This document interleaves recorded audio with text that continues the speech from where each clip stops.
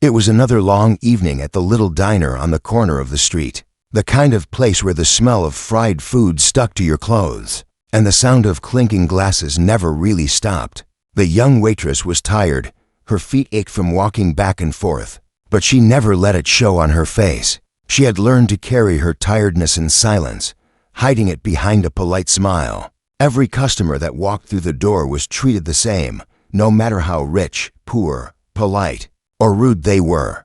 That was her way of working. The door opened, and she looked up, expecting another group of noisy teenagers or a man in a hurry asking for a quick coffee. Instead, she noticed a tall man gently pushing a wheelchair. Sitting in it was a young boy with soft eyes and a body that didn't move easily. His little hands shook as he tried to hold onto the armrest. For a moment, the diner grew quiet as people turned to look. It wasn't every day that someone like him came in. Some customers stared, some whispered, and some quickly looked away. But the waitress didn't stop smiling. She walked over as if nothing was unusual, knelt down beside the boy, and said in a cheerful voice, "Hi there, welcome to our diner. Can I get you something special tonight?" The boy's father gave her a small nod, his face serious and calm. He looked like someone used to carrying the weight of the world. His suit was expensive, his shoes polished, but there was a sadness in his eyes that even money couldn't hide. The waitress noticed it but didn't ask questions. Instead, she focused on the boy. She cracked a small joke about the milkshakes being so thick you needed a workout just to drink them. And to her surprise, the boy let out a shy laugh. It was small, almost hidden, but it was there. His father's expression softened for a moment, but he quickly looked away. As if he didn't want anyone to notice, she helped them settle at a table near the window. The boy struggled with the menu, his fingers not steady enough to turn the pages. So she gently guided him, reading out the options as if it was the most natural thing in the world. When he had trouble choosing, she suggested pancakes, saying they were her favorite on cold nights. The boy nodded, and the father agreed. When the food came, the waitress didn't just drop the plates on the table like she did for everyone else. She took her time, cutting the pancakes into small pieces, placing the fork gently in the boy's hand, and waiting patiently as he tried to bring it to his mouth. Most people would have rushed or grown frustrated, but she didn't. She encouraged him softly, clapping her hands quietly when he managed to get a piece into his mouth without spilling. The boy's smile grew a little wider each time. The father watched silently, his eyes never leaving the scene. It was as if he was studying the way she moved, the way she spoke, the way she treated his son as if he was just another boy, not a burden or a problem. Other waiters passed by, some shaking their heads, others smirking as if she was wasting time. But she didn't care. To her, the boy mattered just as much as anyone else sitting in that diner, maybe even more. When the boy struggled with his drink, she placed a straw in the glass and held it steady until he was done. She didn't rush. She didn't show pity. She simply showed care. The father finally spoke, his voice deep but soft. "You're very kind," he said quietly. The waitress just smiled and shrugged. "He deserves it," she replied. "Everyone does." Then she walked away to serve another table, leaving the father staring at her as if she had just said something he hadn't heard in a long time. By the time they finished their meal, the boy was giggling at her little jokes, and the father looked different, lighter somehow. When they left, the waitress didn't think much of it. For her, it was just another night, another customer who needed a little extra attention. But for the father, it was something much bigger. He looked back at her one last time before pushing his son out the door. His mind was already turning, already making decisions. What the waitress didn't know was that this man was not just another tired parent. He was a billionaire, a man whose name appeared in newspapers, whose face appeared on magazine covers, and whose money could buy almost anything in the world. But that night, he had found something money couldn't buy: the rare kindness of a stranger who had treated his son like he mattered. And for that, her life was about to change forever. The next few days passed quietly at the diner. The waitress didn't expect to see the man and his son again. To her, it was just one evening among many, one table among hundreds she had served. But she still remembered the boy's shy laugh and the way his eyes lit up when he managed to eat on his own. Those small moments mattered to her, even if no one else noticed. On a rainy afternoon, when the smell of coffee filled the air, and the sound of rain tapped against the diner's glass windows, the door opened once again. She turned, and her heart warmed a little when she saw them, the same man in his dark suit and the boy in his wheelchair. This time, the boy looked excited, as if he had been waiting to come back. His father gave her a brief nod, his face still calm and unreadable, but his eyes seemed softer than before. "Welcome back," she said warmly, walking over. "I saved the best table by the window just for you." Of course, she hadn't really saved it, but the boy smiled at her words, and that was enough. She led them over, pulling the chair out of the way so the wheelchair could slide in smoothly. The boy looked around at the menu again, but his little hands struggled. Without making a fuss, the waitress took a notepad from her apron and started drawing funny little pictures of pancakes, fries, and milkshakes. "Which one do you want today?" she asked, holding up her doodles. The boy pointed, his hand trembling slightly, but his eyes shining with excitement. His father stared at the drawings for a moment before letting out a quiet chuckle. It was the first time she had heard him laugh, and it surprised her as the evening went on. The waitress noticed something unusual. The man wasn't just watching his son, he was watching her. Every small gesture, every smile, every way she encouraged the boy, he observed carefully. It was almost as if he was studying her, like he was searching for something beyond the surface.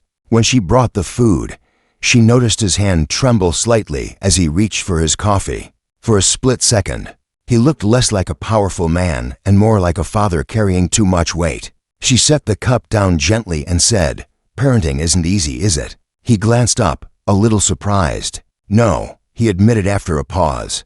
"It's the hardest thing in the world." She nodded, not pressing him for more. "But you're doing a good job," she said softly, then turned her attention back to the boy, helping him cut his food. That one sentence stayed with him. For years, he had heard business partners praise his deals, employees fear his decisions, newspapers print his wealth, but almost no one had ever told him he was doing a good job as a father.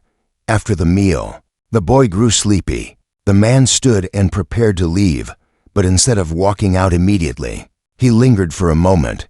"Why do you do it?" he asked suddenly. "Do what?" She replied, "Go out of your way. Treat him like this."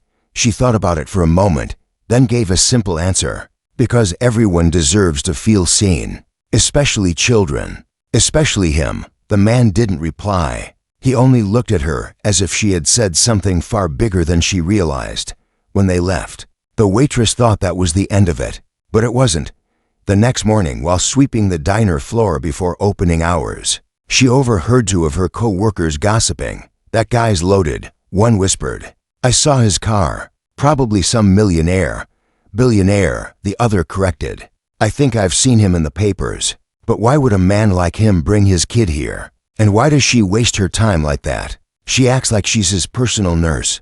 They laughed, shaking their heads, but the waitress kept sweeping, pretending not to hear. Their words didn't matter. She knew what she was doing was right. What she didn't know was that the billionaire had heard those whispers too. He had been standing outside near the window, waiting for the diner to open so he could bring his son in again. He didn't walk away. Instead, he stayed, listening carefully, and for the first time in years, he felt both anger and admiration. Anger at the world for mocking kindness, admiration for the young woman who carried it anyway. As the rain cleared and the morning sun broke through, he made a quiet decision. He wasn't just going to keep coming back. He was going to test her kindness, to see if it was real or just a mask. He wanted to know who she truly was when no one was watching. And so, without saying a word, the billionaire began to plan. The waitress, unaware of the thoughts running through his mind, continued wiping tables and greeting customers with her usual tired but genuine smile. She had no idea her simple acts of kindness were about to pull her into something much bigger than her small life at the diner, something that would soon change everything. The diner buzzed with noise that evening. The clatter of plates, the sizzle of food on the grill, and the chatter of regular customers filled the air. The waitress worked her usual shift, weaving between tables with her practiced smile. But when the door opened and the tall man with the wheelchair entered again, the atmosphere shifted. This time, the boy looked brighter, his eyes searching for her the moment they rolled inside. She hurried over, crouching down beside him. "Back again, huh? You're going to make me run out of pancake mix," she teased. The boy giggled, a sound that still felt rare and precious. His father, quiet as always, pushed the chair to their usual table. But tonight, something felt different. The father's gaze lingered longer, his posture a little less guarded. The waitress brought water and menus, but before she could walk away, the boy tried to lift his hand toward her. His fingers trembled, and his words came out soft and broken, but she leaned close, giving him her full attention. He pointed toward the little notepad in her apron. "You want to draw?" she asked gently. The boy's smile widened, and she pulled out the pad, sliding it in front of him with a pen. His father started to protest. He struggles with his grip, but she simply nodded and placed her hand over the boy's, guiding the pen slowly. Together they traced crooked lines, a circle that wobbled, and what almost looked like a house. The boy laughed again, his shoulders shaking with joy. The father watched, stunned. He hadn't seen that expression on his son's face in months. The last therapist had given up, saying the boy wouldn't improve. But here he was, drawing crooked houses with a waitress who treated it like a masterpiece. "Perfect," she said, clapping softly. "You're going to put me out of a job as an artist." The boy beamed, proud of his messy scribbles. Later that night, while she was refilling their drinks, two other waitresses at the counter whispered loud enough for her to hear. "She acts like she's his nanny," one said. "More like his babysitter," the other added with a laugh. "Doesn't she realize she's wasting time? The guy's rich. If he wanted help, he'd pay for it." The waitress's hand tightened on the jug of water, but she didn't turn. She finished her task and returned to the table, her smile never fading. The boy's happiness mattered more than careless words. But what she didn't realize was that the father had heard everything. His jaw clenched, and he looked at her differently, not with pity, but with respect. She had the chance to defend herself, to explain, to brush off her co-worker's cruelty, but she didn't. She simply kept serving, as if kindness was her job no matter who mocked it. When it was time for dessert, the waitress did something unusual. Instead of just bringing ice cream, she pulled out a small box from her apron pocket. Inside was a set of colored pencils. "These are for you," she told the boy, placing them in his shaky hands. "So you can draw houses whenever you want." The boy stared at the pencils, his eyes wide. His father looked just as surprised. "You didn't have to," he said softly. She shrugged. "I wanted to. He deserves it." The boy clutched the pencils tightly, his face glowing with joy. For him, it wasn't just a gift. It was proof that someone saw him, not just his disability. When they finally left that night, the billionaire paused at the door. He turned back, his voice low but steady. "You've done more for him in a few evenings than people I've paid thousands ever did." The waitress blinked, unsure how to respond. She only smiled politely and said, "Sometimes all people need is time." He nodded slowly, his eyes unreadable. Then he left, pushing his son into the cool night air. That night, while the waitress counted tips and wiped down tables, she thought about the boy's laugh, about the way his face lit up when he drew his wobbly house. She didn't think about the man's wealth, or his polished suit, or the way her co-workers whispered. For her, it was simple. She had done what she felt was right. But for the man, it was far from simple. Driving home in his sleek car, he looked at his son asleep in the back seat and felt something shift deep inside him. For years, he had spent money searching for experts, treatments, solutions. Yet here was a tired waitress, earning minimum wage, giving his son more hope in 3 visits than all of them combined. That night, in his grand home filled with silence, the billionaire sat awake, staring at the boy's crooked drawing of a house. He realized he wasn't just watching kindness anymore, he was being changed by it. And for the first time in years, the thought crossed his mind, maybe kindness wasn't weakness. Maybe it was the strongest thing in the world. What the waitress didn't know was that the quiet man she served pancakes to was no longer just grateful. He was planning something that would reach far beyond the walls of the diner. The sun had barely risen when the waitress woke up to another long day. Her small apartment was quiet except for the faint hum of the fridge. and the soft breathing of her sick mother sleeping in the next room. She tiptoed around, preparing a quick breakfast, then packed her uniform into a bag. Life for her was the same each day: work, earn enough to pay bills, and hope her mother's health didn't worsen. She had no idea her world was about to shift. At the diner that morning, she tied her apron, fixed her hair, and stepped into her role once again. The bell above the door rang endlessly as customers came and went. Hours passed, and her mind wandered back to the boy who always made her smile. She didn't expect to see him again so soon, but when the door opened near noon, there he was rolling in with his father behind him. This time, though, something was different. The father wasn't in his usual dark suit. He was dressed more casually, though still polished, like someone trying not to stand out but failing anyway. His expression carried a quiet seriousness. The boy's eyes, however, sparkled the moment he spotted her. He waved his trembling hand eagerly, and she rushed over. "Back so soon? You're going to make me fat eating all these pancakes with you," she joked, crouching down to his level. The boy laughed, his cheeks turning red. The father smiled faintly, but didn't say much. They sat in their usual spot by the window, and the waitress brought menus. As she poured water into their glasses, the man spoke in a tone that caught her off guard. "Could you sit with us for a moment?" She froze, glancing around nervously. "I'm on shift. I'll make sure you don't get in trouble," he said firmly. Just for a moment, something in his voice made her nod. She slid into the booth across from the boy, who grinned proudly, as though he had won a prize. For the next few minutes, they talked. Or rather, she talked with the boy while the father quietly observed. She asked him about the little house he had drawn the other night. She told him about the time she tried to paint as a child and accidentally turned the kitchen wall into a rainbow. The boy laughed so hard his father had to steady him in the chair. Finally, the father leaned forward. His deep eyes locked onto hers. "Do you know who I am?" he asked. She blinked, confused. "You're his father.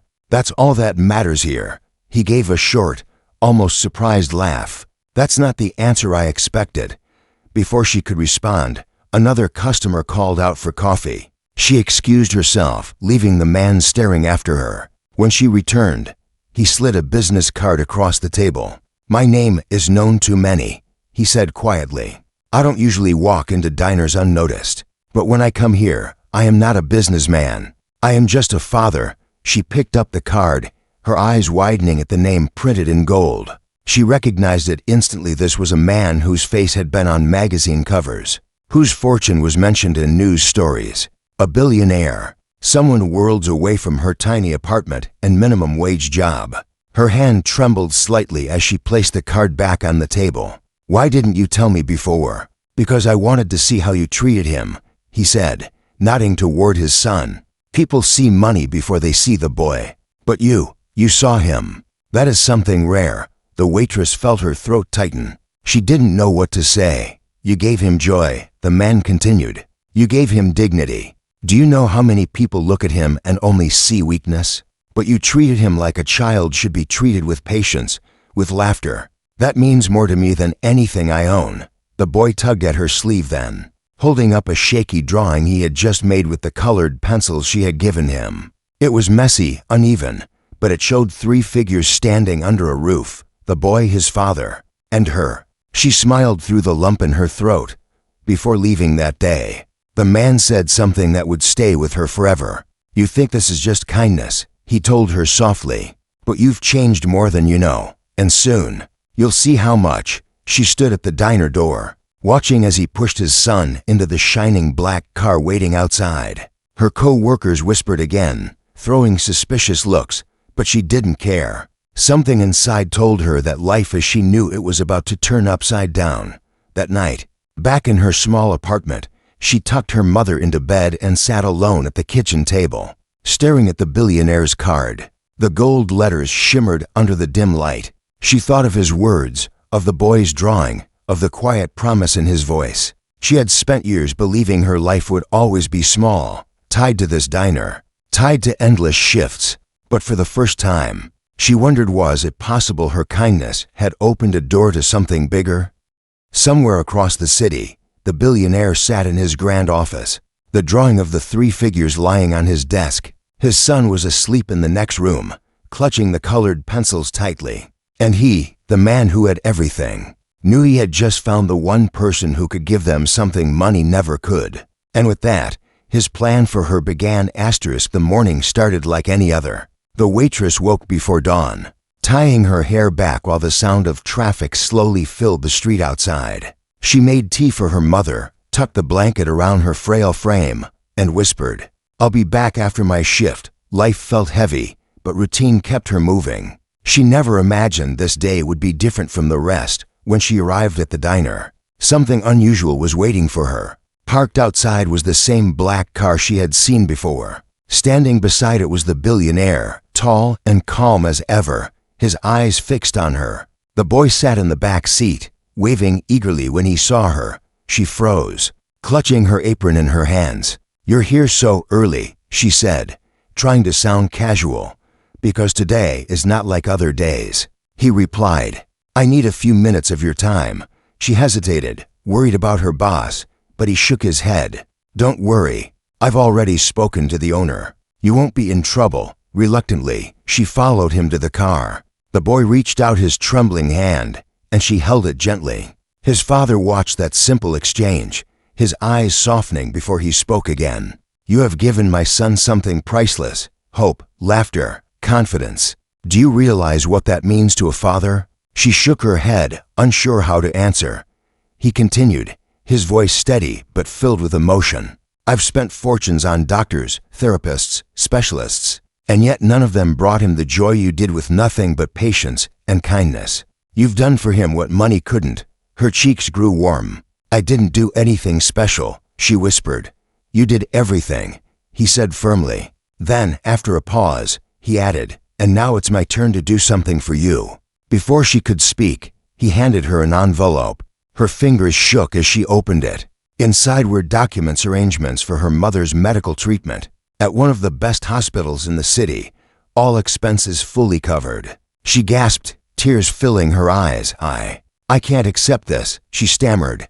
"You already have," he said gently. "You gave us more than money could buy. This is not charity. This is gratitude."